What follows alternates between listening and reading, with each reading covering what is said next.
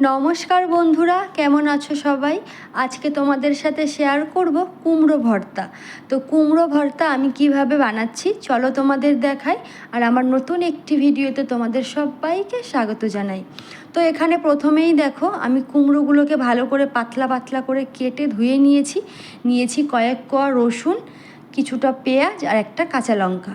এরপরে কড়াইয়ে আমি কিছুটা সর্ষের তেল দিয়ে কুমড়োগুলোকে লো ফ্লেমে ঢাকা চাপা দিয়ে ভালো করে ভেজে নেব।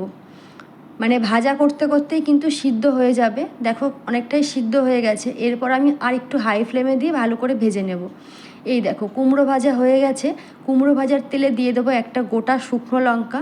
শুকনো লঙ্কাটা ভাজা হয়ে গেলে দিয়ে দেবো রসুনগুলো একটু ভেজে নিয়ে দিয়ে দিচ্ছি পেঁয়াজটা দিয়ে দেবো একটা কাঁচা লঙ্কা আর কিছুটা লবণ। আর হ্যাঁ, পেঁয়াজ আর রসুনটা কিন্তু বেশি কড়া করে ভাজলে হবে না, হালকা ভেজে নিতে হবে এমনভাবে। এই দেখো পেঁয়াজ রসুন কাঁচা লঙ্কাটা কিন্তু ভালো করে ভেজে নিয়েছি। এরপর সব ঠান্ডা করে নেব। এরপরে দেখো লঙ্কাটাকে মানে শুকনো লঙ্কাটা লবণ দিয়ে ভালো করে গুঁড়িয়ে নিচ্ছি।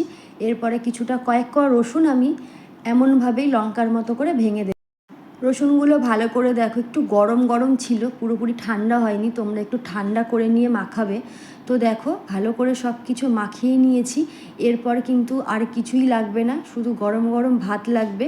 গরম গরম ভাত দিয়ে কিন্তু এই কুমড়ো ভর্তা কোনো কিছুই লাগবে না, দারুণ লাগে, এক কথায় অসাধারণ। তোমরা অবশ্যই একবার ট্রাই করে দেখো।